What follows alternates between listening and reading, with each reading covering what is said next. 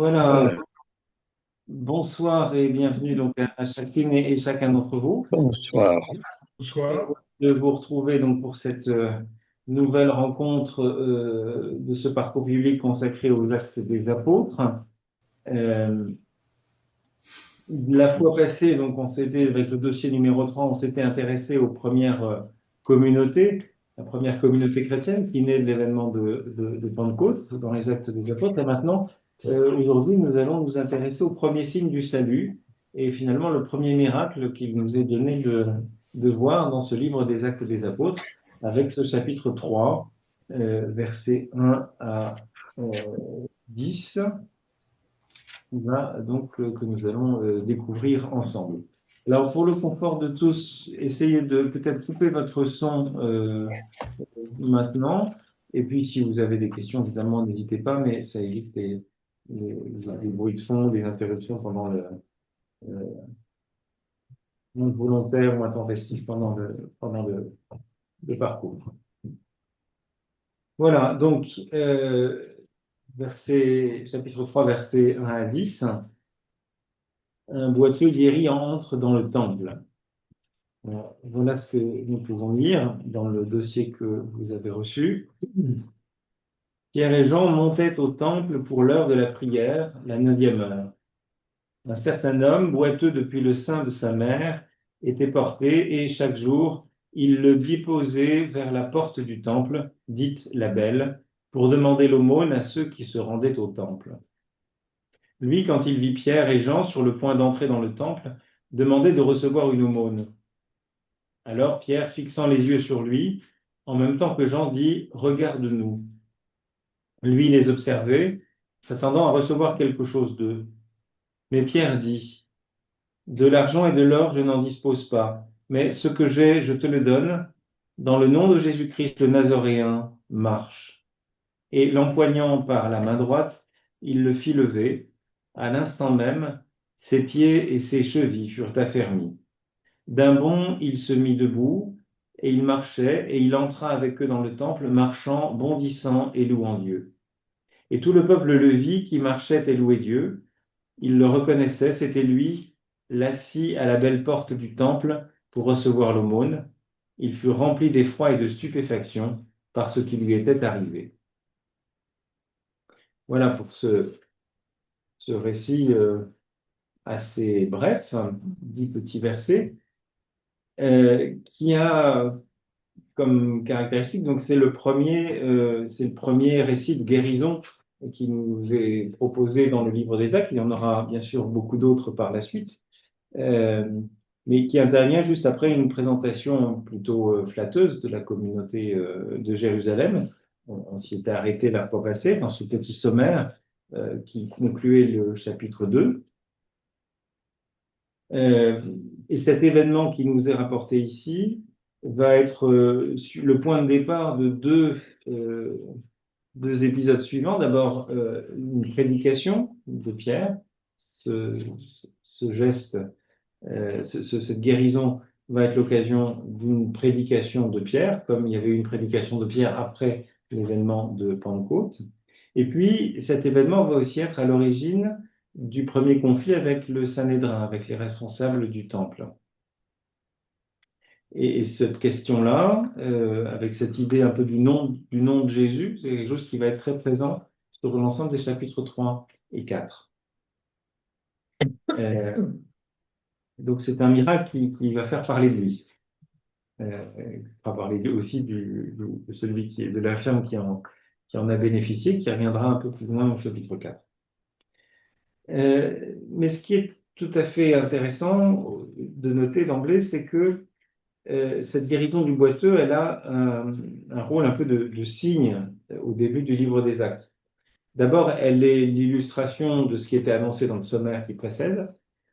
Souvenez-vous, euh, il était question de signes et de prodiges. Verset 43, la crainte gagnait tout le monde, beaucoup de prodiges et de signes s'accomplissaient par les apôtres. Voilà. On a une illustration de ces prodiges et signes accomplis par leur intermédiaire. Et puis l'autre point significatif qu'il est bon d'avoir à l'esprit d'emblée, d'ailleurs en continuité aussi avec ce qui précédait au chapitre 2, à la fin du chapitre 2. Hein, il nous était dit que au verset 46, unanime, il se rendait chaque jour assidûment au temple, il rompait le pain à domicile, mais il y a cette centralité du temple qui était évoquée et qui apparaît à nouveau ici. C'est significatif que le miracle, la guérison, se déroule dans ce lieu hautement symbolique qu'est le temple de Jérusalem, où la guérison au nom de Jésus-Christ le Nazoréen va à la fois déclencher l'intérêt du peuple, c'est quelque chose exprimé au verset 10, avec la prédication de Pierre qui va suivre, et aussi une contestation qui va venir très vite de la part des autorités religieuses. Mais ce qui est intéressant d'emblée de noter, c'est que ça se passe, la première initiative de la communauté chrétienne, elle conduit droit au cœur d'Israël et du temple de Jérusalem, de l'organe, enfin, comment dire, de l'ordonnancement rituel et de la foi juive. Donc ça me semble important de noter. Autre chose intéressante de noter d'emblée, j'ai déjà eu l'occasion de parler de l'intertextualité, c'est-à-dire quand Luc écrit, il pense à ses auditeurs qui ont déjà lu ou entendu le récit de son évangile. Et donc, il y a un certain nombre d'échos qui peuvent revenir. Et donc, voilà, c'est comme il y a des mots ou des épisodes, tiens, un infirme, bien sûr, on en a déjà vu des infirmes guéris. Ah, mais oui, mais Jésus, il n'aurait pas guéri un infirme à Capharnaüm. Effectivement, il l'a fait au chapitre 5, versets 17 à 26. Donc, ça revient tout ça à la mémoire du lecteur. Le lecteur se souvient que là, finalement, les apôtres, ils font comme Jésus. Ils s'inscrivent dans une continuité de Jésus. Donc, ils ont déjà entendu un récit de ce genre avec Jésus. Et donc, ils sont pas peut-être pas tant surpris que ça. En tout cas, il n'y a pas le côté, il n'y a pas d'étonnement de voir les apôtres faire quelque chose que, bah, après tout, Jésus a déjà fait. Je vous rappelle juste pour mémoire la guérison du paralytique, oui, euh, qui était donc pensé comme signe de pardon. Hein, c'est avec ce paralytique qui est introduit sur une civière par ses amis. Alors, ce qui est intéressant, et ce sera peut-être aussi un point commun avec le récit que nous allons avoir, c'est que c'est un récit de guérison, mais le malade en question n'a pas demandé à être guéri. Dans l'un et l'autre cas, ce qui est un peu inhabituel, eh bien, c'était l'initiative de Thiers qui portait le paralytique à Jésus, mais il n'a même pas eu dans l'évangile de Luc, le paralytique, il n'a pas dit guéris-moi, sauve-moi. Et Jésus disait, voyant leur foi, la foi de ceux qui l'ont amené, tes péchés te sont pardonnés. Mais en tout cas, Jésus disait la même chose quasiment que ce que nous entendons là. Lève-toi et marche. Hein. Est-il plus difficile de dire tes péchés sont pardonnés ou bien de dire à cet homme, lève-toi et marche? Eh bien, afin que vous sachiez que le Fils de l'homme sur terre a autorité pour pardonner les péchés, il dit au paralysé, je te dis, lève-toi, prends ta civière et va dans ta maison. Et ce qui est frappant au verset 26, ce chapitre 5, on voyait, on a ce verset-là qui fait écho, enfin, ou plutôt euh, acte 3, verset 10 fait un petit peu écho à ça, dans la réaction des gens. La stupeur les saisit tous et ils rendaient gloire à Dieu. Remplis de crainte, ils disaient, nous avons vu aujourd'hui des choses extraordinaires. Donc vous voyez que dans la construction, on a des choses qui s'en rapprochent, et puis dans tout ce qui relève de l'intertextualité, c'est une manière le récit fait écho à quelque chose qui s'est déjà passé. Alors, il y a un écho par rapport à ce qu'il y a eu avant, mais il y aura aussi un écho par rapport à ce qui vient ensuite. Parce que un paralytique qui est guéri, on en trouve un autre. Et là, c'est pas Pierre qui renouvelle le foi, mais c'est Paul qui va assurer cette guérison d'un deuxième paralytique.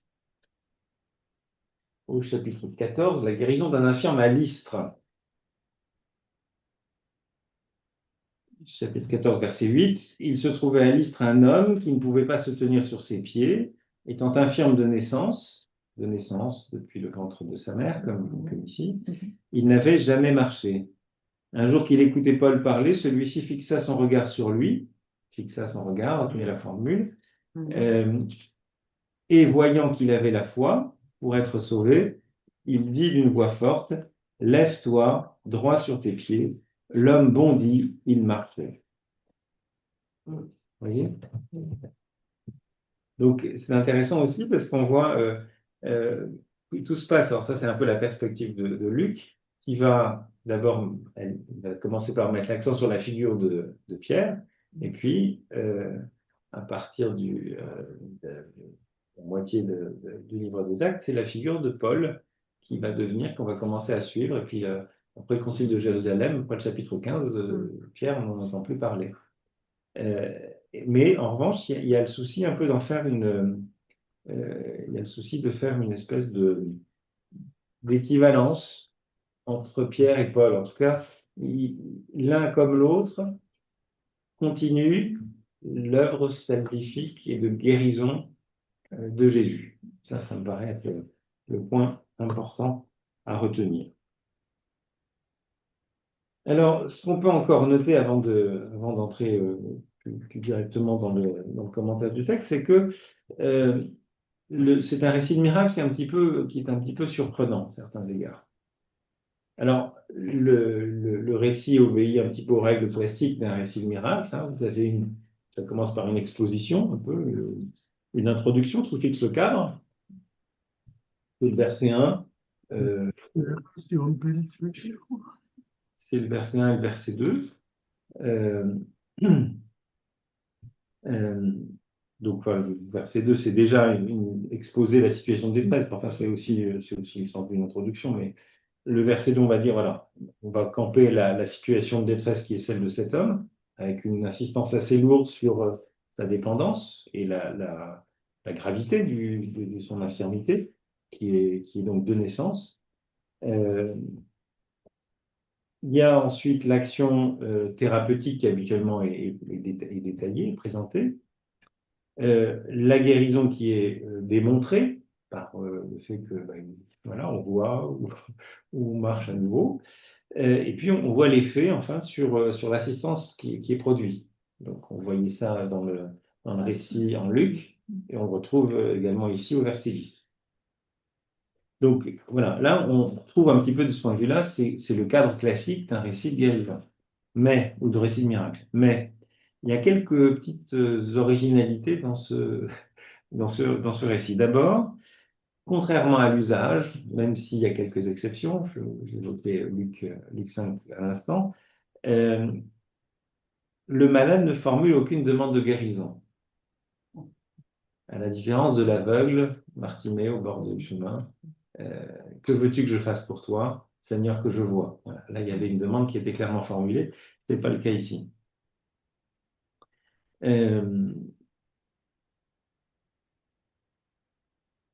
Donc ensuite, il semble qu'il y ait comme un malentendu entre l'homme et les apôtres. Il y a quelque chose qui se passe, il y a un échange de regards, mais enfin, il continue, malgré tout, il ne s'attend pas du tout à être guéri. Lui, il les observait, verset 5, s'attendant à recevoir quelque chose d'eux. Mais il a comme si il s'attend à recevoir une aumône, et les apôtres n'en ont pas les moyens. Donc c'est un peu, voilà, ça c'est quelque chose d'un peu original, parce qu'il n'y a pas d'équivalent. Et puis, troisième chose amusante, euh, la démonstration de la guérison, voilà, c'est-à-dire qu'il ne suffit pas qu'il reste assis et il dit, on me dit il est guéri, non, ça se montre, ça se démontre. Ça se démontre à travers une forme une mise en route, une marche. Et là, ce qui est assez frappant dans le verset 8, vous avez une succession de je ne sais combien de verbes. D'un bond, semi-debout, il marche et il entra avec eux dans le temple, marchant, bondissant, louant Dieu. Voilà. Vous avez un nombre de verbes très impressionnants pour dire oui, il est vraiment guéri. Hein. Il y a vraiment eu un miracle qui s'est réalisé. Il y a une exubérance dans sa guérison. Mais il termine quand même par louant Dieu. Oui, il dit, bien sûr, mais voilà, il y a quelque chose oui, par rapport à sa foi, d'une certaine manière. Oui. En tout cas, ce qui frappe, c'est qu'on voit un sacré contraste, si je puis me permettre, entre la situation du début, où on voyait quelqu'un qui était boiteux depuis le sein de sa mère, porté chaque jour, il le déposait vers la porte du temple pour demander l'aumône à ceux qui se rendaient au temple. Donc on voyait une forme de statique, il est dépendant, on doit le porter euh, euh, chaque jour, déposer. Voilà, il y a quelque chose d'une déposée, c'est quand même c'est un peu presque. Il y a une immobilité, dépendance sociale, euh, extériorité, il est hors du temple. Euh, Seul pendant qu'il. Mais ce qui est bizarre, c'est qu'il n'est pas reconnu, ça. Il n'est pas reconnu. Les apôtres. Bah, pourquoi il les aurait reconnus, les apôtres? Il était tous les jours au temple. Oh non, il était exclu. Il rentrait pas. Alors, Il y a d'abord, je pense qu'il y avait quand même il y avait des foules, donc, Ouais. ça me paraît. Alors, c'est pas, je suis pas sûr que, enfin, même un mendiant qui est à la porte de l'église, il reconnaît pas forcément tous les paroissiens qui y rentrent. Et j'imagine qu'au temple, il y avait quand même beaucoup plus de monde qu'aujourd'hui à l'église Sainte-Marie. Les infirmes n'ont pas le droit d'entrer au temple. Alors, Non, non. et surtout, Bah, de toute façon, il faut voilà, la alors passer, ça, tout à fait. on va y venir.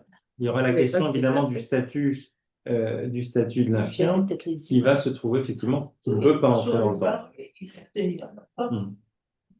Alors, si on regarde un petit peu plus près la construction particulière à ce récit de guérison, on voit qu'il y a une introduction, on va dire les versets 1 à 2, avec un boiteux qui mendie, et puis ensuite on va avoir, donc ça c'est la situation initiale, la situation finale, on la voit décrite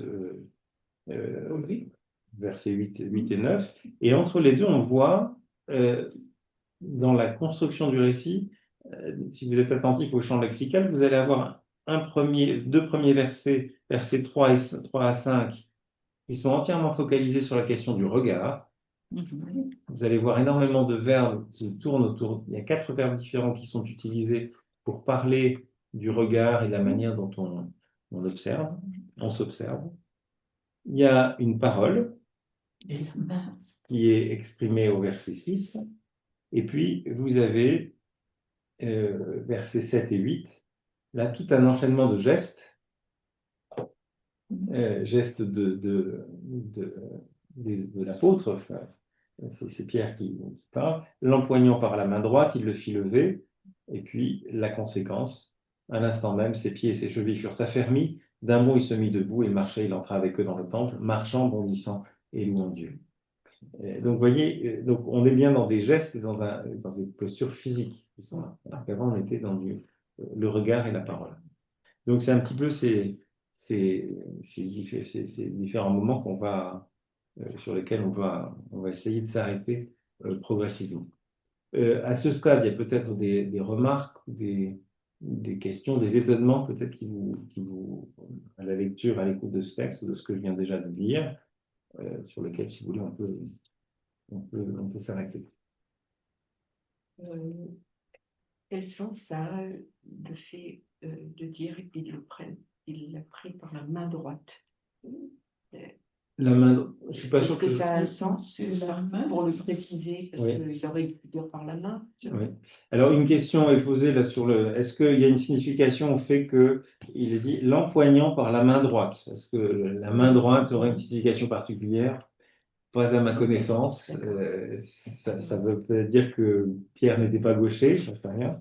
Mais je ne suis pas sûr que ce soit là forcément significatif. Autant l'expression la droite de Dieu, ça c'est quelque chose qui a aucune consonance politique, naturellement. Gauche-droite, c'est un truc qui arrive avec la Révolution française, mais euh, enfin, voilà, là c'est quelque chose qui est habituel, mais pour un individu, dire que c'est sa main droite, je ne pense pas que ce soit forcément significatif, mais moi j'ai rien lu de ce genre. Mais peut-être que certains auraient de dit. la main. Et je crois que, je sais pas, mais il y a une référence aussi à ce geste de Jésus en direction de Pierre qui allait se noyer dans le lac. Mhm. Et Jésus est allé vers lui pour lui tendre la main et le relever. Mhm. pour le sauver d'une noyade. Oui, Il bah, ça, marchait c'est- sur les eaux, Oui, quand dormait il dans marche son sur les eaux. là-bas, Mm. si je me souviens bien. Et surtout Quand le regard. Alors, je ne sais pas si vous avez entendu ce qui était dit là à l'instant. Euh, Certains se demandent s'il n'y avait pas un parallèle avec le récit de Pierre qui enfonce euh, dans l'eau et Jésus qui le saisit, s'étonnant de son manque de foi. Euh, alors, non, j'ai pas la référence tout de suite, j'arrive pas, c'est pas très bien, j'arrive pas à le retrouver. Quelqu'un a une lumière immédiate, on peut les vérifier. 14, 22, Matthieu. Oui, mais en Luc, est-ce qu'il y a un parallèle en Luc? On va regarder comme ça. Parce qu'il y a Pas mal.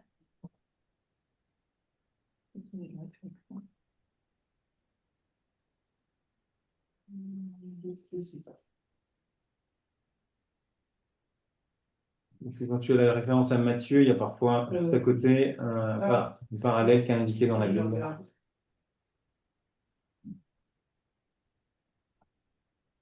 Moi, ce qui me frappe là, c'est le côté passif encore du paralysé et que il le fit lever. Donc il y a un côté, Oui, Pierre le fit lever, il y a un côté passif de la personne, enfin de dans, l'infirme. dans Et, sa guérison, oui. ouais, c'est Euh, ça qui me frappe là dans ce passage. Oui, Une référence. Moi, je suis frappé plutôt par l'inverse. Je Ouais. trouve que Jésus lui tend la main et Pierre. il aurait pu le soulever. Mais C'est non. c'est Pierre qui... Pardon, Pierre. Euh, il ne le soulève pas, mais il le prend par la main et il lui permet de s'élever ou de se lever. Oui. Mhm. Oui, Donc, il sollicite son activité. Euh, il le file, oui. Alors, et en l'empoignant, c'est quand même quelque chose d'assez fort. Bah, sauf que c'est la Ouais, je sais pas, moi, en le prenant par la main. dans le texte. Pardon? En le prenant par la main droite. Oui. Et moi, Alors, le verbe, alors on s'y arrêtera dans un instant, mais le verbe est quand même assez fort. Son grec, c'est... je vais prendre aussi le préparer. Oui. euh, Ce que je, forte, empoigné, piazzo exprime une saisie forte. oui, mais il ne le soulève pas en le prenant, par exemple, sous les aisselles. Il aurait pu faire ça. Oui, non, oui, effectivement, il ne le fait pas. Euh, mais au passage, Jésus, quand il guérit le paralytique, il ne le touche même pas. Oui, ça d'accord. Oui. Quand on parle prendre par la main dans Luc, il y a deux autres occurrences. C'est celle où Jésus prend la main de la jeune fille morte, prenant sa main, voilà, il la ressuscite. Et puis aussi, il prend l'aveugle par la main, le mena hors du bourg, lui mit de la salive sur les yeux. Mhm. Donc c'est les deux autres occurrences dans Luc. Et c'est le même verbe. Alors ça, moi, j'ai pas le. C'est Pardon. prenant la main dans la traduction, hein, j'ai pas le mot grec. Donc Je sais pas si c'est c'est très... Luc 8, 54 et euh,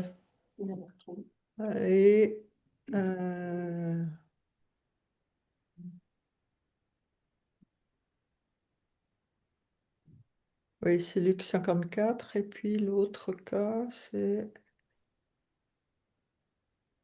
Oui, là, j'ai pas mon interlinéaire ici, mais je vérifierai. Je sais pas si c'est significatif ou non. oui. Une prochaine fois, on va faire un autre. Moi, c'était le regard-nous. Ça m'impressionne un peu. Le Parce que souvent, regard. oui, parce qu'en fait, souvent dans les miracles ou quand Jésus ah, faisait des miracles, souvent c'était interpellé. On lui demandait, il y avait une attente. Mais là, c'est vraiment, il s'attend pas et j'ai l'impression que c'est quelque chose qui est un peu prédéfini ou c'était à ce moment-là et ça me choque en fait. Pourquoi lui et pourquoi pas quelqu'un d'autre? Je suis sûre qu'il y a sûrement beaucoup d'autres qui espéraient, qui étaient en attente. Mais là, c'est vraiment, il tourne le regard un peu comme, c'est forcé en fait. C'était à ce moment-là, ça devait se passer. Je suis impressionnée sans avoir voulu, il a été choisi. Oui, enfin, Il était juste là. après, c'est certainement pas anodin que ce soit un boiteux, ça sûrement. Mais ça, on va y venir dans un instant. Est-ce qu'il y a d'autres remarques à ce stade? Qu'est-ce que c'était la belle porte? Pourquoi elle s'appelait belle? Alors, la belle porte, ça, on ne trouve pas dans d'autres, par exemple, dans les antiquités juives ou dans des textes de l'époque descriptifs du temple, cette manière de présenter ou de désigner une des portes du temple, on ne sait pas laquelle c'était. Alors, il y aura un débat, on va y venir, pour savoir, mais de quelle porte il s'agit. Alors, du fait de la condition qui est celle d'infirme, on pourra avoir quelques hypothèses, mais donc, parce qu'il y a des endroits où il ne pouvait pas accéder, du fait de son impureté. J'ai lu quelque part, mais je ne sais plus où, que c'était la porte réservée notamment aux femmes. Oui, qui est donné accès, alors je vais venir, c'est la porte qui est effectivement donnée accès à la cour des femmes, au parvis des femmes. Mais on y. Mais il n'y avait pas que les femmes qui étaient autorisées. Mais on y. Ça explique. Ouais. Autre chose? Je suis étonnée de comment Pierre présente Jésus. Au nom de Jésus, le Nazaréen. Alors, je ne sais pas, dans la traduction que tu nous as lue tout à l'heure, comment c'est dit, mais voilà. C'est le terme nazaréen qui me surprend, dans le sens comme s'il voulait préciser, ben ouais, voilà, il était connu comme venant de Nazareth. Oui. Enfin, voilà, je me pose la question, ça m'étonne un peu cette présentation. Non, parce que Jésus était bien connu sous ce nom-là. Enfin, souvenez-vous. Oui, mais il le situe comme ça, quoi. Oui, c'est de Nazareth, donc il est bien désigné comme tel. Donc c'est pas surprenant. Maintenant, je ne sais plus si dans la prédication de Pierre juste avant, il parle déjà de. Oui, il parle de Jésus le Nazoréen, donc c'est tout à fait cohérent. Dans le discours de Pierre après la Pentecôte, chapitre 2, verset 22, Israélites, écoutez mes paroles, Jésus le Nazoréen, homme que Dieu avait accrédité auprès de vous en opérant par lui des miracles, des prodiges et des signes au milieu de vous, comme vous le savez, cet homme, selon le plan bien arrêté par Dieu dans sa préscience, vous l'avez livré et supprimé en le faisant crucifier par la main des impies. C'est bien sous ce nom-là aussi que Jésus est connu et a été exécuté. Là, ce qui est nouveau, c'est que c'est au nom de Jésus-Christ, le Nazoréen. Oui. Il n'aurait jamais, il n'a pas été crucifié sous le nom de Jésus-Christ. Mais il semble que Nazoréen n'a rien à voir avec Nazareth. Ah bon? Ah bon? Éclairez-nous, Claude. C'est la note I en 2,22 qu'il laisse entendre. C'était pas quelque chose. Matthieu 2,23. Nazoréen, c'est pas celui qui s'exclut, celui qui se met à part pour prier. Je pense que j'avais vu aussi une explication dans la Tob. Par exemple, Jean-Baptiste était aussi appelé le Nazoréen, pour dire que c'était la personne qui se mettrait en retrait pour prier ou pour se consacrer à Dieu. J'avais cette le Naziréen. Ah, ok. Évoqué avec des vœux qui pouvaient être faits. Donc c'est pas ça alors, c'est différent. Okay. Matthieu 2, 22, combien? 22?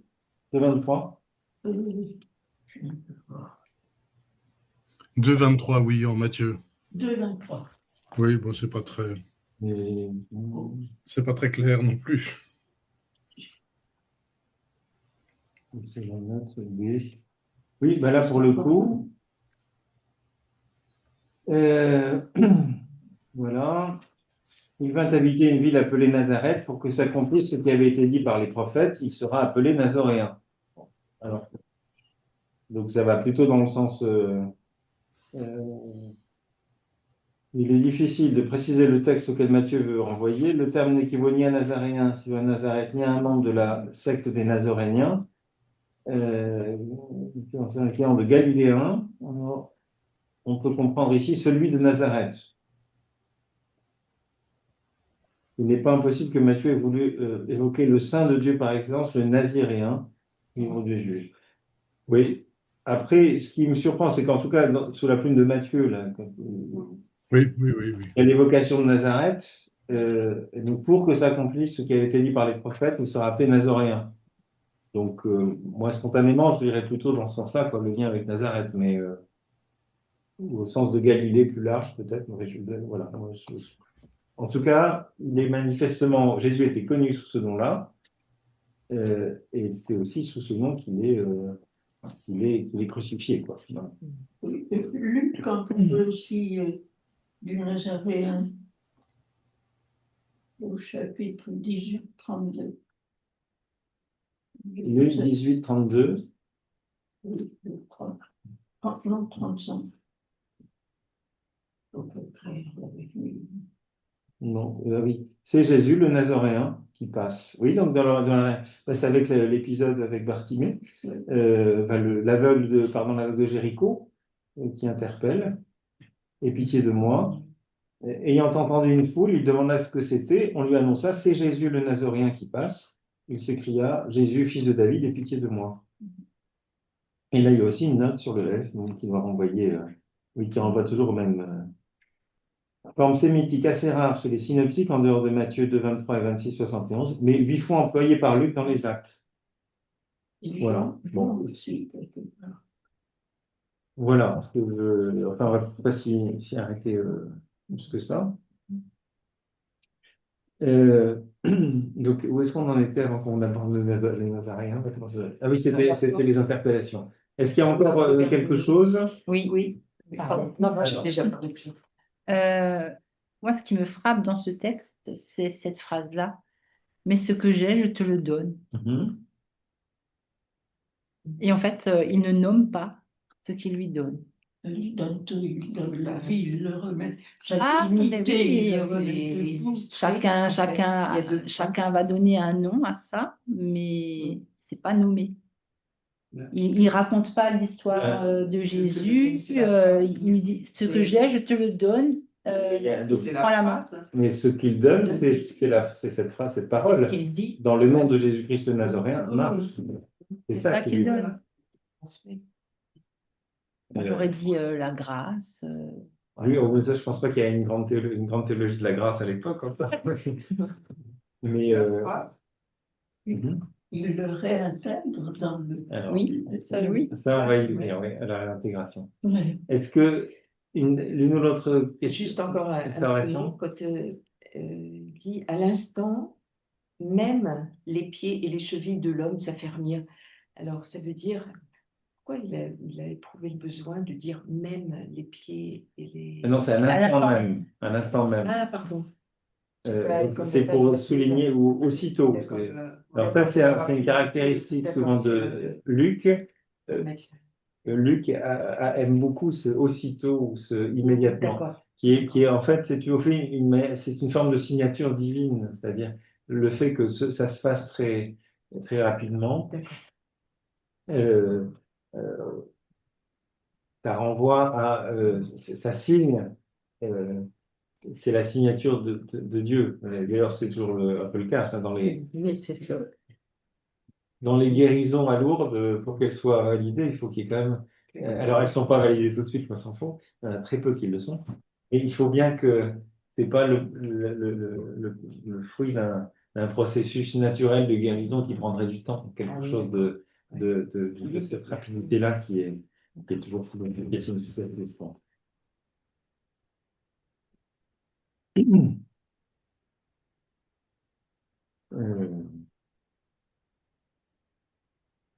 Bon. On passe de la tristesse à la joie. Oui, alors oui, enfin, en tout cas, il y a cet isolement. La condition de cet homme va changer de manière assez radicale. Il a bon qu'il le voit.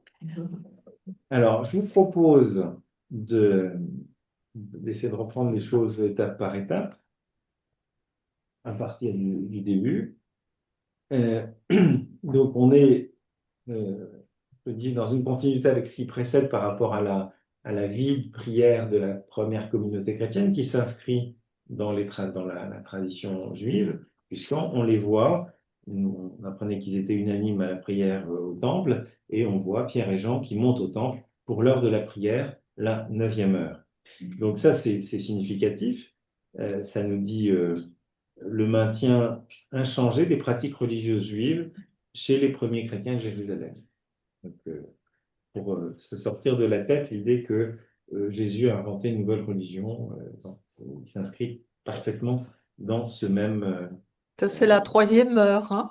Alors, c'est la 3e heure, oui. C'est l'heure de la prière et l'heure où on faisait les offrandes. Grande sacrificielle, oui, c'est ça. Donc, alors, c'est pas tous les juifs n'y allaient pas, évidemment, mais donc c'était plutôt une pratique de juifs pieux. Donc, cette communauté chrétienne s'inscrit dans ces juifs pieux. Il ne faut pas référence à la 9e heure, Alors, à la mort de Jésus. Oui, alors c'est à ce moment-là aussi, c'est 15 heures, si vous voulez. C'est 15 heures de l'après-midi, c'est ça. Et c'est à ce moment-là qu'il y avait qu'un sacrifice était fait à cette heure-là, une offrande sacrificielle. Et c'est d'après Jean, dans la chronologie de la passion de Jean, c'était Jésus meurt au moment où on sacrifiait l'agneau sur l'autel du temple.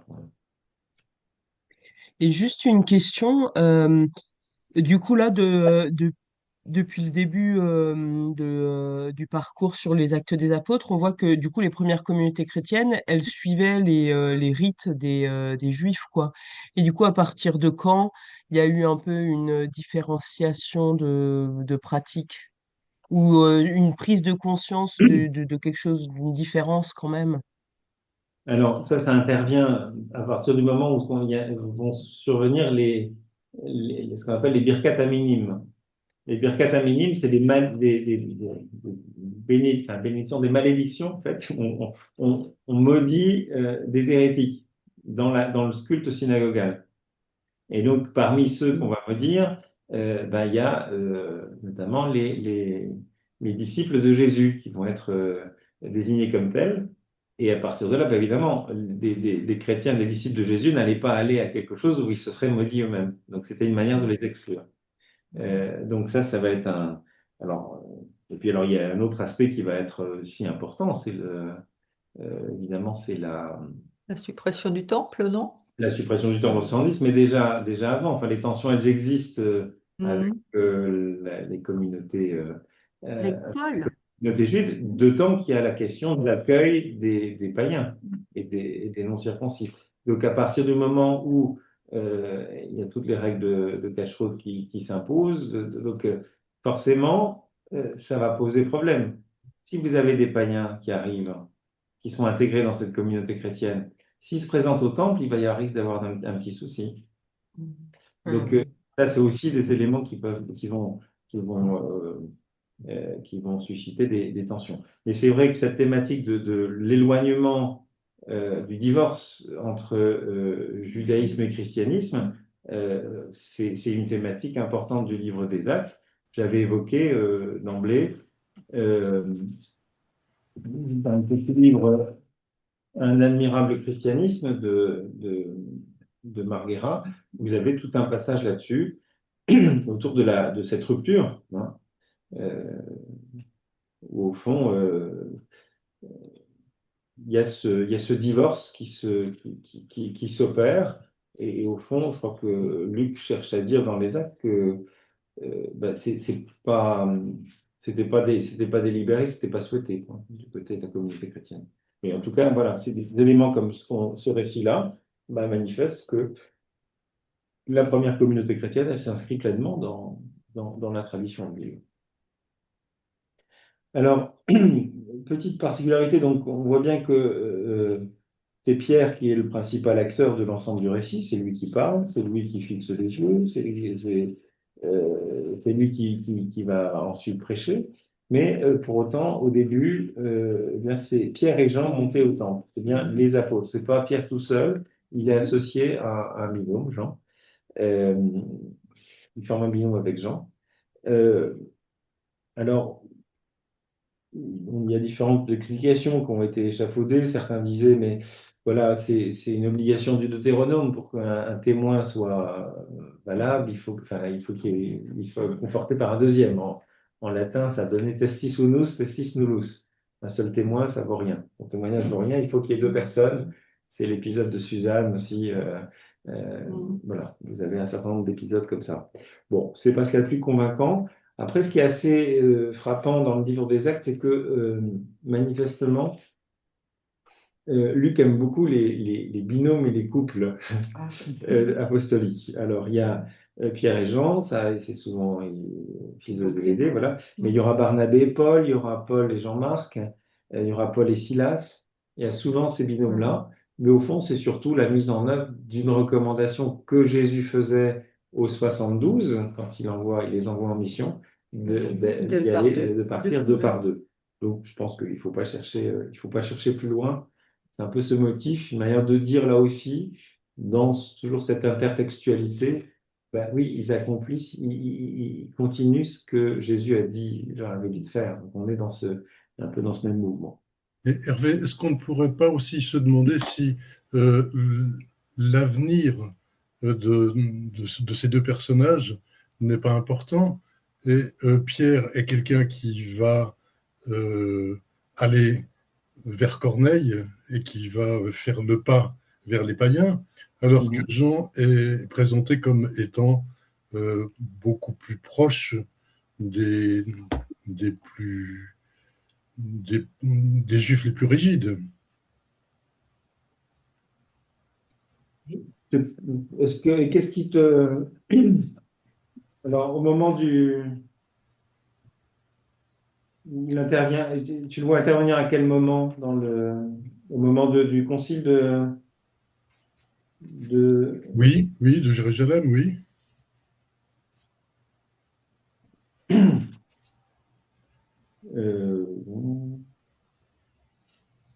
Là, ce serait une façon de montrer une unité de l'Église. Peut-être. Maintenant, je cherche la référence à Jean, fils de Zébédée. Il faudra vérifier. Comme ça, je ne la trouve pas. Mais autant, voilà, Jacques, Non, t'as raison, je me suis trompé. Parce que J'ai Jacques, confondu Jean et Jacques.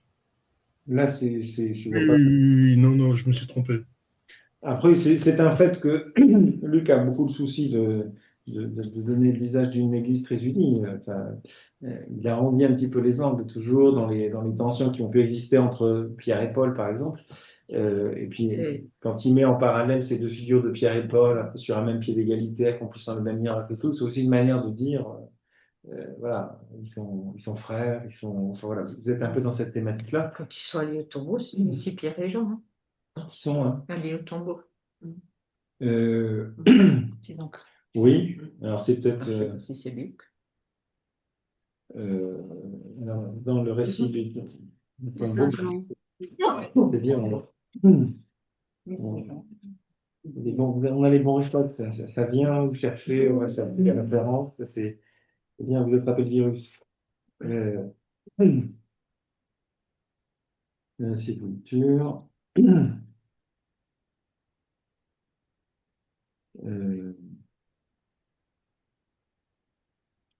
Image. Bon, non, je sais pas, je sais pas, mais je pense pas que ce soit plus significatif que ça. Donc, je vais pas m'attarder au-delà, ne sachant pas à quoi répondre. Donc, on est toujours dans donc, on passe au verset 2. Donc, c'est la description maintenant un peu du boiteux, de l'infirme. Donc, on a une description qui est assez minutieusement dépeinte. On apprend qu'il est boiteux. Depuis sa naissance. Depuis son enfant, oui, depuis sa naissance. Donc, en fait, depuis le ventre de sa mère, littéralement. Donc, ce qui est une manière de souligner la gravité de son infirmité. il apparaît comme étant dépendant, devant être transporté et déposé par des anonymes qui ne sont pas, on va dire, et on le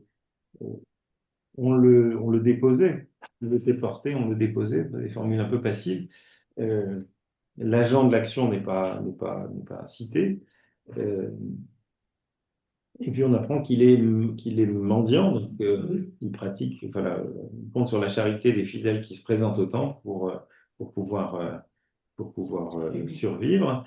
Et sa requête est parfaitement honorable, hein. Ça correspond, il y a trois piliers trois œuvres cardinales, hein, dans la piété juive, qui sont la prière, le jeûne et l'aumône. Au passage, c'est ce qu'on entendra le mercredi des cendres, hein. Jésus, de ce point de vue-là, ne se singularise pas particulièrement. Et puis surtout, il le déposait vers la porte du temple, dite la Belle, pour demander l'aumône à ceux qui se rendaient au temple. Et chaque jour. Et chaque jour, oui, c'est ça. Alors, ce qui est intéressant, c'est qu'il apparaît comme un peu, il est à la fois exclu et homme objet. Il est déposé comme on déposerait un sac, hein. Il y a un peu ce côté-là. Alors, ce qu'il faut avoir à l'esprit, c'est que son statut de boiteux, sans le condamner, le met quand même le met à part. Le met à part, c'est un statut d'impureté, d'une certaine manière. Alors, on trouve dans le premier livre de Samuel, chapitre 5, verset 8, une formule qui est attribuée à David. Aveugles et boiteux n'entreront pas dans la maison. Dans le temple de Jérusalem, qui vient d'être bâti par David, eh bien, aveugles et boiteux n'entreront pas. Alors, ça fait partie, donc ça l'exclut aussi, le fait d'être boiteux excluait du sacerdoce lévitique. Il n'est pas possible d'être boiteux et d'être prêtre. On sait qu'on a eu c'était quoi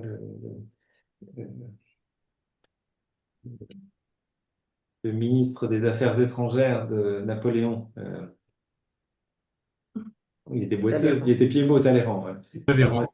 Voilà. Le diable boiteux, c'était ça, la manière dont on le désignait. Donc il y a eu quelques. Voilà. Mais je crois que il y avait encore, avant le concile, des restrictions pour être ordonné prêtre qui pouvaient tenir à une infirmité physique qu'on pouvait considérer comme pouvant porter atteinte à la dignité du sacerdoce. Donc, c'est pas, vous voyez qu'il y a quand même des traditions lévitiques qui ont eu la vie dure. C'est pas si anodin que ça. L'épilepsie, non? Je sais que quelqu'un n'a pas été accepté au séminaire pour ça. C'est possible. Donc, alors c'est plus. Mais bon, ça c'est plus récent. Oui, mais voilà, c'est des choses qui pouvaient exister. Donc, c'est une manière de dire, voilà, il y a une forme de mise à distance. Il n'est pas exclu de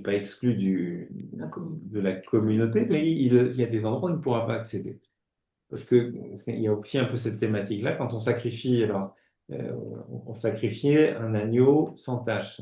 Il y a aussi cette idée d'un agneau immaculé, de quelque chose de pur. Et l'impureté, c'est quelque chose qui vous met un peu au banc quand même. Alors, est évoquée cette porte devant laquelle il se tient, elle est qualifiée de belle porte. Alors, on ne sait pas très bien ce que c'est que cette belle porte, parce qu'on n'a aucune indication, il n'y a pas de témoignage contemporain où il est décrite la belle porte. Alors, on connaît le nom d'un certain nombre de portes. Il y a 3 portes, une qui depuis le portique de Salomon, donc donne accès à ce qu'on appelle la cour des païens. Et puis, il y a une deuxième porte qui faisait entrer dans un espace plus restreint, qui donnait accès à ce qu'on appelle la cour des femmes, qui était la porte de Nicanor. Et puis une troisième porte, au-delà desquelles les femmes n'allaient pas, et qui est la porte de Suse, pardon, la porte, l'accès à la cour d'Israël, voilà, cet accès-là, qui était réservé simplement aux hommes. Donc, première porte, porte de Suse, porte de Nicanor, et puis la porte qui donnait accès à la cour d'Israël. Il n'y a pas de belle porte là-dedans. Alors, pourquoi, forcément, on se pose la question, où est-ce qu'il était? Dans quelle porte il se tenait? Ben, compte tenu de son statut, il pouvait accéder à la cour des païens, ça c'était pas un problème, mais sans doute qu'il ne pouvait pas aller au-delà. Et donc c'est sans doute devant la porte de Nicanor qui se situait comme ce lieu frontière, séparant les ennemis des exclus. Et le franchissement de cette porte, à l'initiative des apôtres, signifiera aussi qu'il permettra à l'infirme d'entrer lui aussi dans la louange de Dieu avec tout le peuple qui peut se réunir au-delà de cette porte. Voilà pour ce qui est de cette un peu introduction, ces deux premiers versets. Ensuite, le récit du miracle lui-même, donc je le disais, est marqué par trois temps. Un temps vraiment où on focalisait sur la question du regard, un temps sur une parole, et puis un temps autour de gestes. Alors regardons voir ce qu'il en est de ces regards. Les versets 3 à 5 sont traversés par des regards. Si vous êtes attentif, il y a pas moins de 4 verbes différents qui sont utilisés par Luc pour couvrir ce registre de la vision. Alors, il y a le verbe voir, orao, qui est un peu une vision, je dirais, fonctionnelle. Enfin, voilà, c'est pas un regard particulièrement attentif, c'est ce qui permet de voir ce qui se passe, mais sans attention particulière. Il y a un deuxième verbe, atenizo, qui signifierait plutôt fixer du regard. Il y a une attention qui est plus marquée. Il y a blepo, qui marque là aussi un regard intentionnel. Et puis, epeko, diriger son attention. Donc, on voit d'abord le boiteux qui voit Pierre et Jean sur le point d'entrer dans le temple. Il les voit orao, comme pour un regard qui peut reglisser. Voilà, il y a quelqu'un qui passe devant, mais ça s'arrête là. Il n'y a pas plus d'intention. C'est un regard un peu fonctionnel.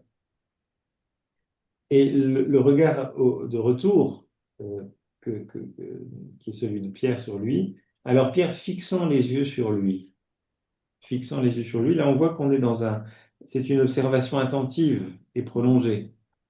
C'est pas un regard qui glisse sur cet homme-là. C'est un peu, voilà, ça évoque plutôt quelque chose d'un regard fixé, rivé sur quelque chose. C'est le verbe qui sera utilisé au moment du martyre d'Étienne. Étienne, qui est lapidé, fixe le ciel. C'est aussi Corneille et Paul qui vont fixer des apparitions. On a aussi un peu quelque chose de ça. Voilà. Donc on a un regard un regard pénétrant qui cherche à aller au-delà des apparences. Quel est le verbe grec, encore une fois? Donc c'est atenizo. Atenizo. Merci. Donc voilà, un regard qui essaie d'aller au-delà des apparences. Et puis, l'invitation est lancée par Pierre, qui lui dit « Regarde-nous. Regarde-nous. » Donc là, c'est l'épaule. C'est un regard intentionnel et appuyé. Voilà, une invitation comme si... oui, alors c'est par exemple le regard que les disciples de Jésus ont porté sur lui au moment de l'ascension. Il le regarde, enfin, on peut imaginer que le voyant partir comme ça, il le regarde pas. Enfin, c'est pas un regard fonctionnel. Il y a un regard particulier, il y a une acuité, une attention particulière. Alors, j'ai trouvé cette belle phrase d'un bibliste cité par Daniel Marguerin. Le boiteux est appelé à regarder les apôtres, ou plus exactement à regarder leur regard. C'est comme si deux regards, l'un fixant, l'autre regardant, devaient se croiser, comme si le boiteux était invité à entrer dans le regard des apôtres. Je trouve que c'est assez intéressant dans cette espèce de dialogue des regards qui se fait comme une invitation à regarder autrement. À voir autre chose, quoi. Enfin, À voir plus loin. plus loin.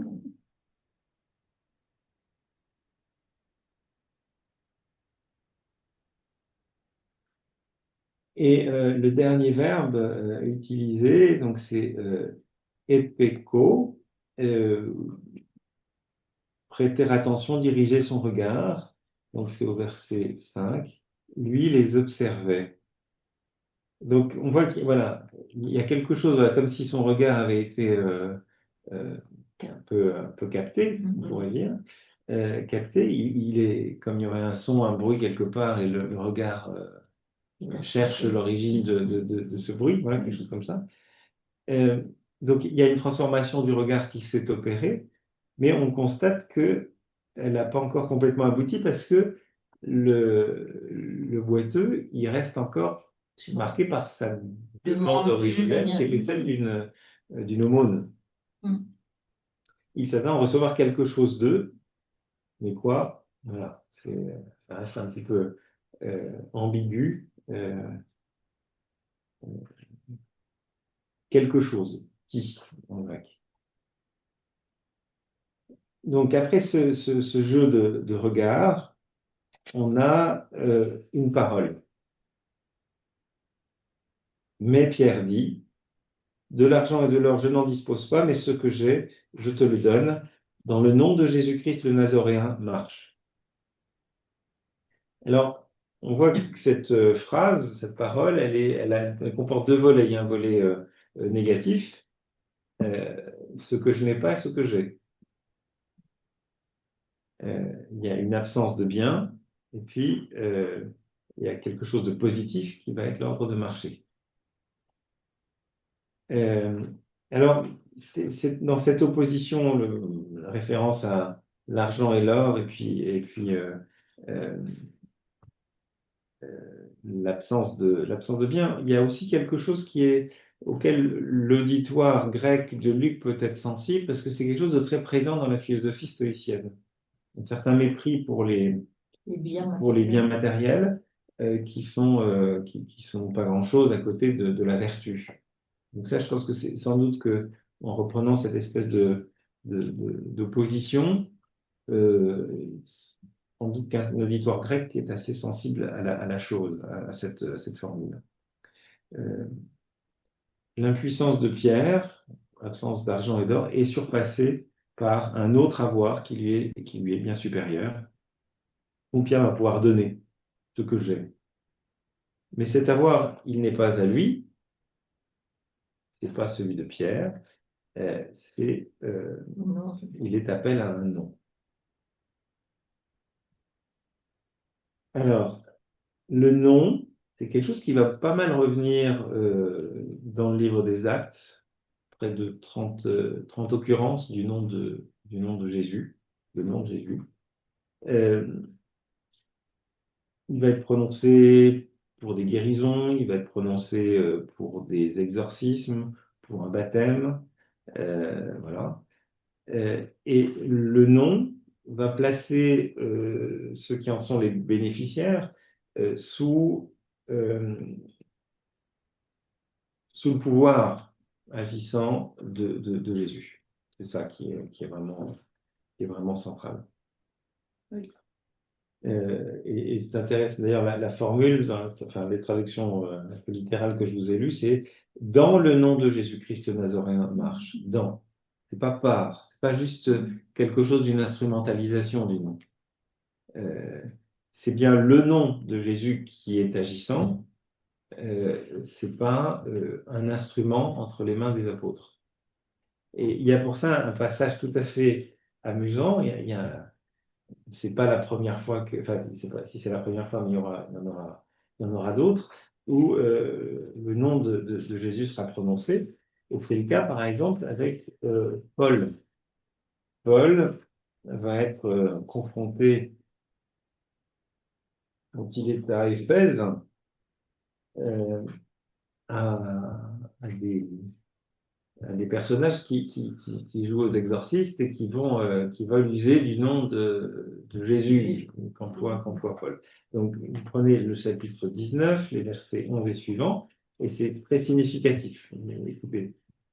Dieu accomplissait par les mains de Paul des miracles peu banals, à tel point qu'on prenait pour les appliquer aux malades des mouchoirs ou des linges qui avaient touché sa peau.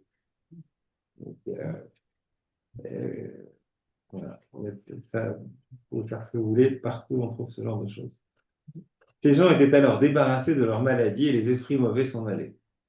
Des exorcistes juifs itinérants entreprirent à leur tour de prononcer sur ceux qui avaient des esprits mauvais le nom du Seigneur Jésus. Ils disaient: Je vous conjure par ce Jésus que Paul proclame. 7 fils d'un grand prêtre juif, un certain Séva, s'essayaient à cette pratique. L'esprit mauvais leur répliqua: Jésus, je le connais, je sais qui est Paul, mais vous, qui êtes-vous donc?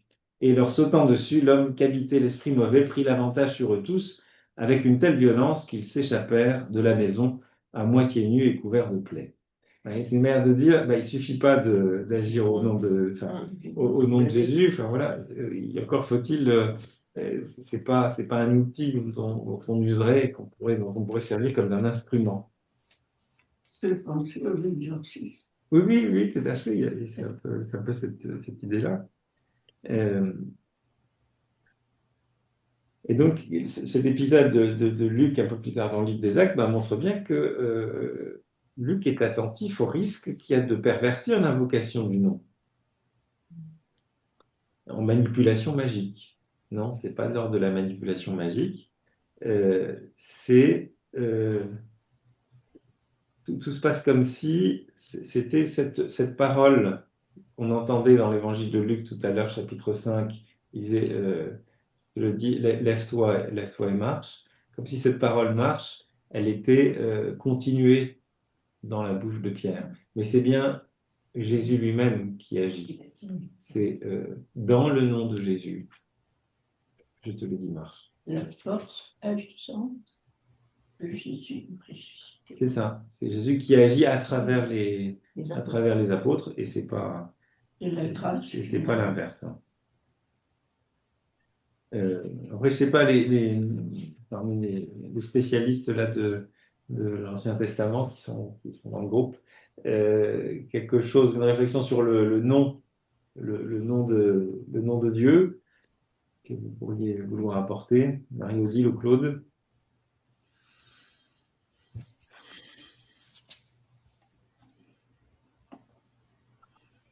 Oui, tout ce que je peux dire, c'est que c'est l'essence même de Dieu.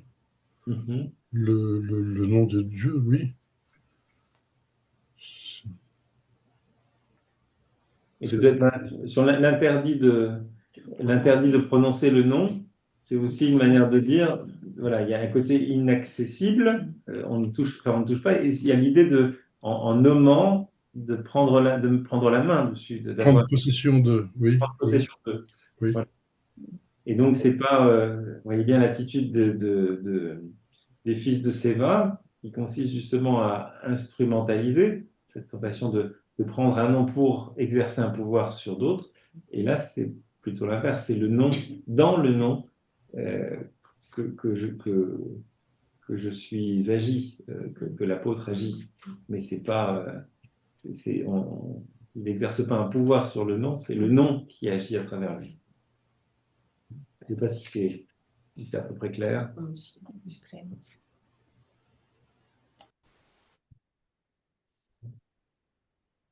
Alors, ensuite, donc, après cette parole, on en vient au geste, versets 7 et 8. Après la parole vient le temps du geste. Et ces versets, il y a un concentré de langage corporel. On a beaucoup de... la parole de Pierre, elle est effectuée, enfin, elle se réalise dans des gestes. L'empoignant par la main droite, il le fit lever. À l'instant même, ses pieds et ses chevilles furent affermis. D'un bond, il se mit debout, et il marchait, et il entra avec eux dans le temple, marchant, bondissant et louant Dieu. Donc il y a quelque chose dans cet empoigner, se saisir, c'est pas simplement aider à se lever, il y a quelque chose d'assez fort. Et je pense on peut avoir une idée un peu de ce que c'est quand vous regardez dans l'iconographie des icônes, et notamment de l'icône de l'anastasis, de la résurrection. Vous voyez donc les portes, Jésus qui descend aux enfers et qui saisit le bras par le poignet Adam et Ève, les premiers parents. Et alors il les saisit comme ça. Il les empoigne par le poignet. C'est pas comme ceci, auquel cas, si Adam lâche, il lâche. Et là, non, empoigné, l'autre ne peut pas se libérer, ne peut pas échapper d'une certaine manière. Donc, ça dit, je pense que c'est pas tout à fait anodin. Évidemment, il le fait lever. Alors, le verbe qui est utilisé, qui traduit le fait de s'éveiller, de se mettre debout, c'est egairo, et c'est évidemment, il a une connotation résurrectionnelle. Ça évoque la résurrection, c'est le verbe qui est utilisé, c'est pas le seul, mais c'est un des verbes pour dire la résurrection. Chouraki le traduit par réveil. Oui, littéralement, c'est ça. Oui. Littéralement, c'est ça, mais c'est bien c'est le terme qui est utilisé pour parler de la résurrection dans l'Évangile. Et donc, c'est intéressant aussi parce que ce lever, oui, il y a quelque chose d'un réveil qui nous dit que le boiteux, il est arraché à une forme de mort, comme le réveil nous fait sortir d'une forme de torpeur ou de sommeil. Et donc, l'effet de se lever, ça va être un affermissement des membres inférieurs, des pieds et des chevilles. Il y a une insistance, voilà, les pieds, les chevilles sont affermis. Alors, ça a un effet de réalisme, c'est pas on décrit ce qui se passe d'une certaine manière. Alors, ça ne veut pas dire, certains en ont conclu que, vous savez, qu'il y a cette tradition qui veut que Luc soit médecin. Bon. D'autres disent qu'il était peintre. Enfin, oui, il y a différentes écoles, mais je ne pense pas qu'il faille en tirer trop de conséquences là-dessus. Ce n'est pas forcément un réflexe médical de l'auteur. Qui aurait lu le traité de Galien, je ne crois pas. Mais, voilà. Mais je crois que c'est aussi une manière de souligner, d'apporter une touche d'efficacité au miracle. Enfin, voilà, ça donne un vernis ça fait plus réel. On se dit, voilà, c'est bien, les pieds et les chevilles furent affermis, ça souligne ce qui vient de se passer, quoi. Et alors après, entre les versets 7 et 8, on va avoir pas moins de 6 verbes de mouvement qui se succèdent en rafale.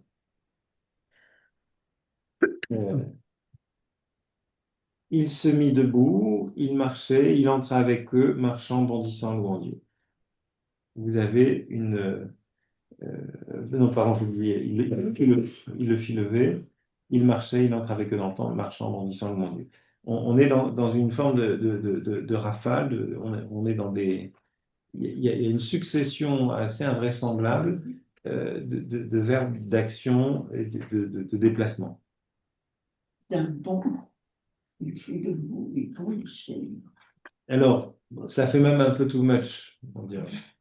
On pourrait dire ça fait un peu too much, mais peut-être que dans cet excès, il traduit l'énormité de la métamorphose de ce personnage qui était auparavant, le contraste est quand même très net, la situation hantée, c'était porté chaque jour, déposé comme un paquet devant la porte du temple.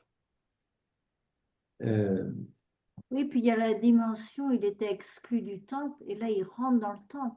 Il n'y a Voilà. pas seulement la guérison physique, mais il y a aussi le changement de statut, enfin, de cet Oui. homme. Mais donc là, je vais y venir, mais il y a effectivement cette idée d'accumulation qui me semble vraiment très, très, très importante. Elle manifeste vraiment un contraste important. L'exubérante mobilité du personnage versus le fait qu'il était avant cloué au sol, quoi. Mm. C'est quand même très fort. Mais effectivement, ce que tu viens de souligner est très important. Il entra avec eux dans le temple. Là, ça signale qu'il sort de la marginalité religieuse qui était la sienne. Euh, il entre dans le temple, qui lui était interdit, et donc ça signale sa pleine participation à la vie devant Dieu. Il est réintégré dans le peuple et dans la louange. Euh, Il y a aussi un autre verbe qui est intéressant, c'est le verbe bondir. Puisque il intervient à 2 reprises, hein, d'un bond et puis bondissant, qui est un verbe assez peu fréquent, mais qu'on trouve, vous avez peut-être des images qui vous viennent à l'esprit.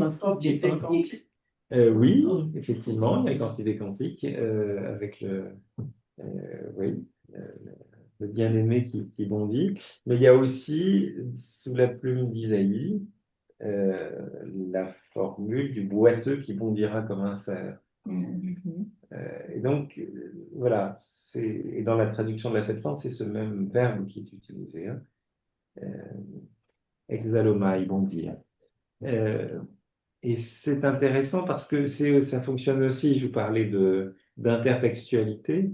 Évidemment, l'auditeur juif de culture juive de ce récit, il fait ce lien avec la prophétie d'Isaïe. Et donc, quelque part, ça nous dit que cette guérison qui vient de se réaliser, elle a elle accomplit la prophétie de la fin des temps, enfin de ce qui arrive. On a un moment de rupture, c'est ça aussi qui est important. Et on est c'est aussi c'est la restauration de l'humain dans l'alliance avec Dieu. C'est ça qu'au fond réalise Jésus. Et c'est ce que confirme le dernier mot de ce verset, puisque cette guérison, sa finalité, c'est la louange. Il s'agit bien de louer Dieu. C'est presque une action de grâce. C'est une louange. Alors,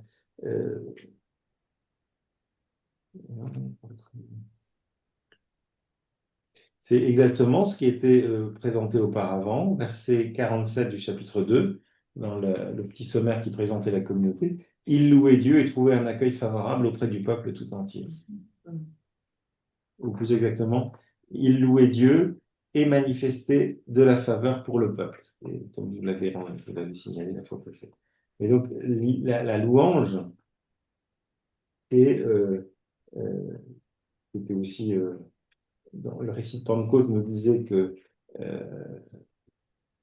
ils étaient dans cette louange.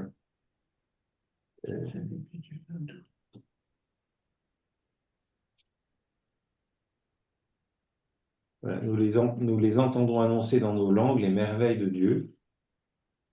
C'est ça qui était dit. Donc on était déjà dans cette forme de louange qui s'élargissait à des juifs, mais qui étaient de toutes les nations qui sont sous le ciel à peu près.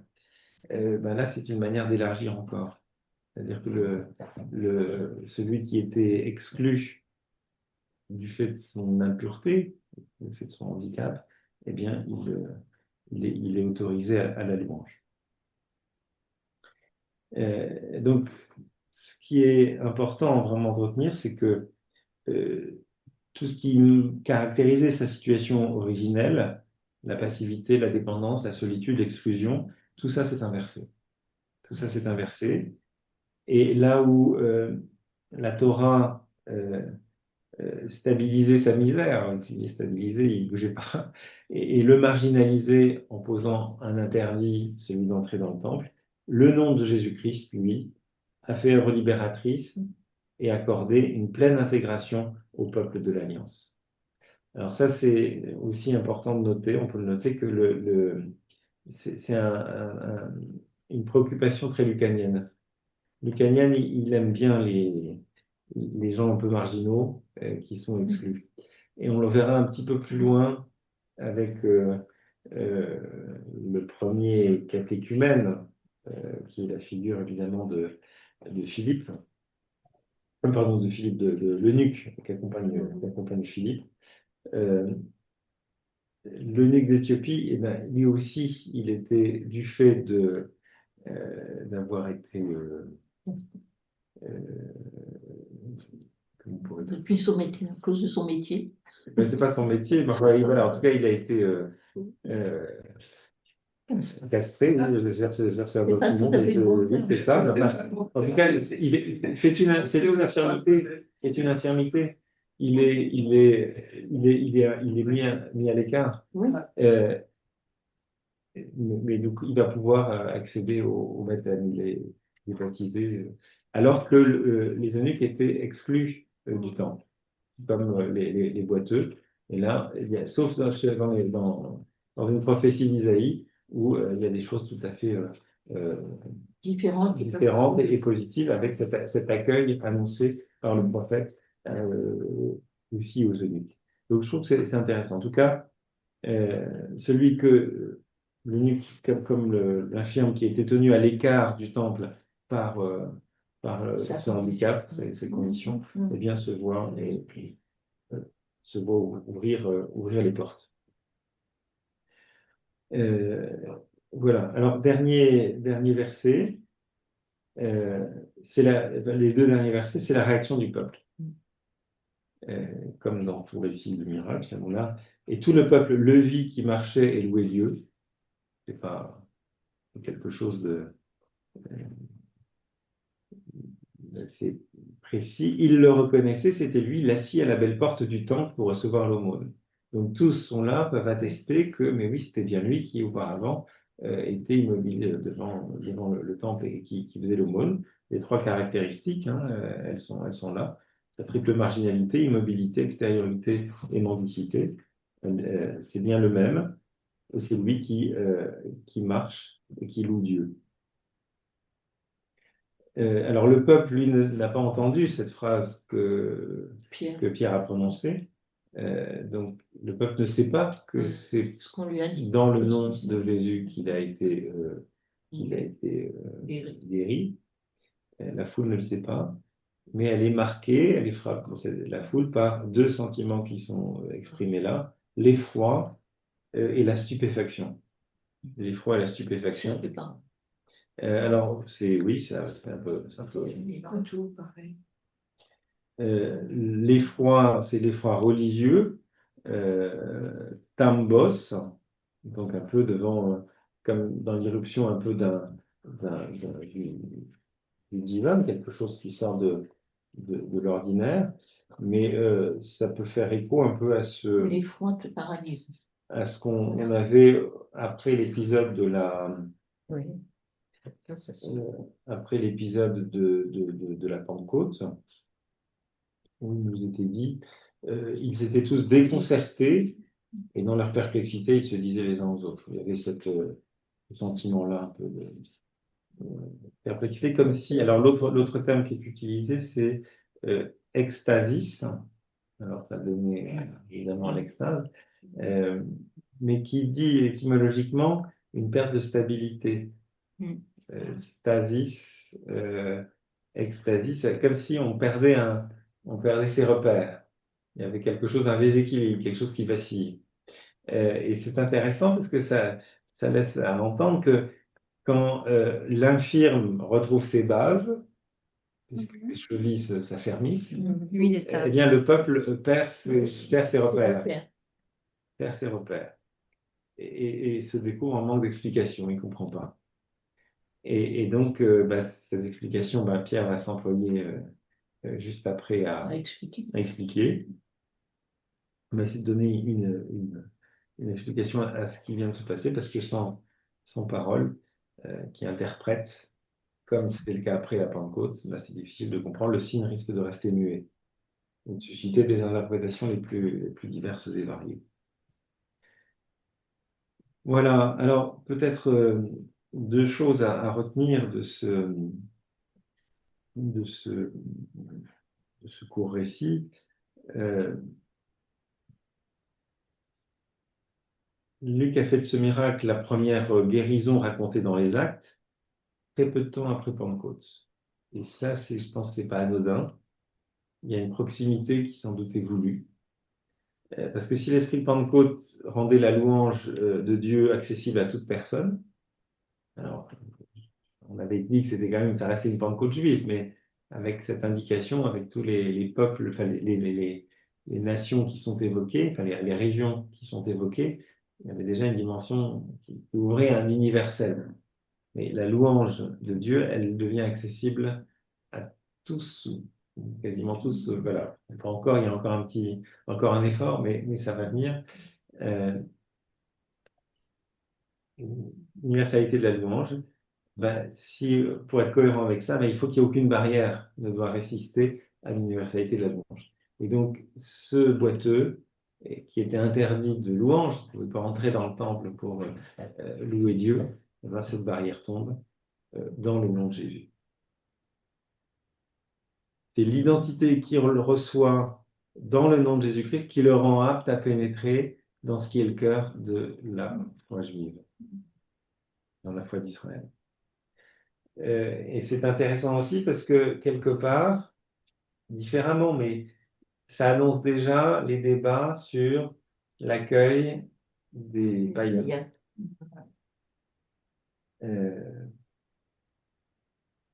Les païens, voilà, qui, de la même manière, ne pourraient pas accéder. La porte, la belle porte que va franchir le boiteux, les païens, ils n'ont pas davantage le droit de la franchir. Ils se retrouvent un peu sur le même plan. Mais la question, elle se posera de la même manière. Il y a ceux qui ont accueilli Jésus, ils se posent la question, ils doivent devenir... est-ce qu'on peut agréger ceux qui viennent au Christ, est-ce qu'on va les agréger au groupe sans qu'ils soient d'abord juifs? Mais là, je trouve que c'est intéressant, c'est-à-dire que c'est dans le nom de Jésus-Christ qu'on accède au peuple, enfin au peuple élu. Là, je trouve que c'est intéressant aussi. Et puis, alors, il y a aussi toute la thématique, alors qui est quand même très chère à Paul, qui est très chère à Luc, c'est celle de la marginalité qui doit être combattue. Il y a quand même une fibre, j'ai envie de dire, sociale, en tout cas. L'auteur des Actes a un vrai intérêt pour les personnes qui ont un handicap ou un rejet social, maintien à distance. Alors, si vous êtes un peu attentif, dans l'évangile de Luc, vous en avez quand même pas mal des gens comme ça. Vous avez le centurion de Capharnaüm, avec quand même une phrase extraordinaire de Jésus. Jamais en Israël je n'ai vu une telle foi. Il y a un émerveillement de Jésus devant la foi de ce païen. Il y a la figure de Zachée. Donc là, c'est plus une marginalité sociale et morale. Voilà, mais il y a l'eunuque d'Éthiopie, il y a Corneille, autre centurion. Mais vous voyez, Corneille, il est dans le même poste. Enfin, c'est par lui que donc, il va être le premier baptisé sans être préalablement circoncis. Donc il y a quelque chose d'intéressant aussi, là, je crois. Voilà. Donc je crois que pour Mais lui.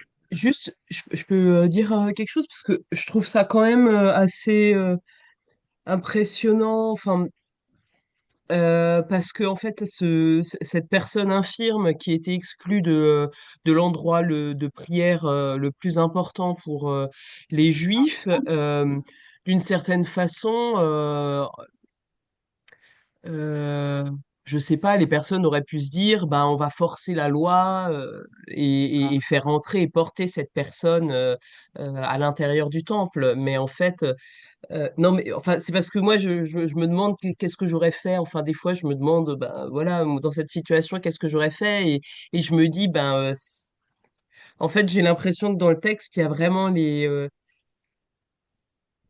l'action de Dieu prend le pas sur l'action des hommes, quoi. Hmm. C'est ce qu'il faut. Mais oui, mais c'est pour ça que C'est, vous êtes déstabilisé. C'est aussi ce qui est déstabilisant. Ce qui était a priori normal, acquis, tout d'un coup, les certitudes et les repères commencent à vaciller.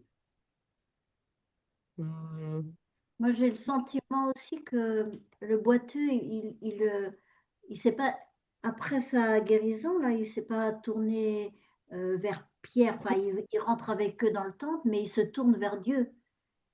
Alors que les personnes qui n'ont pas assisté vraiment au miracle avec la parole de Pierre, ils restent ils restent en surface, quoi.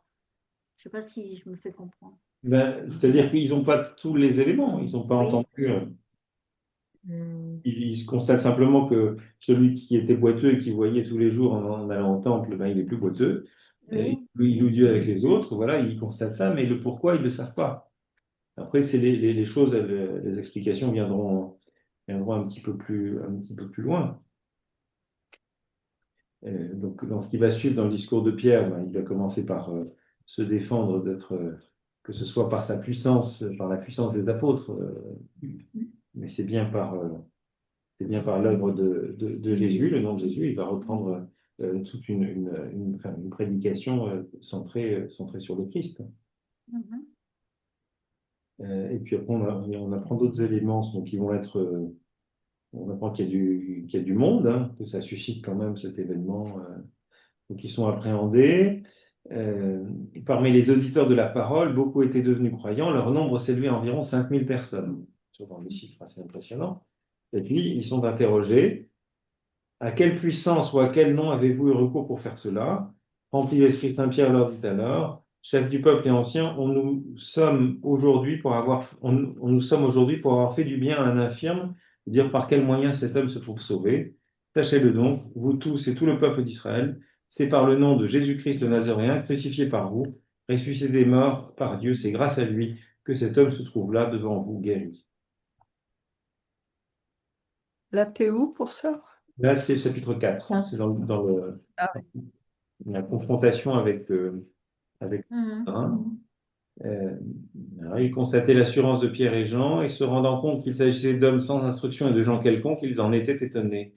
Ils reconnaissaient en eux des compagnons de Jésus. Ils regardaient l'homme qui se tenait près d'eux guéri et ils ne trouvaient pas de riposte.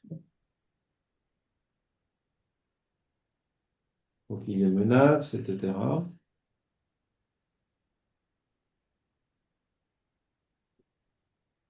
Voilà. Et puis il y a la précision apportée au verset 22. L'homme qui avait bénéficié de cette guérison miraculeuse avait en effet plus de 40 ans. Il était déjà venu.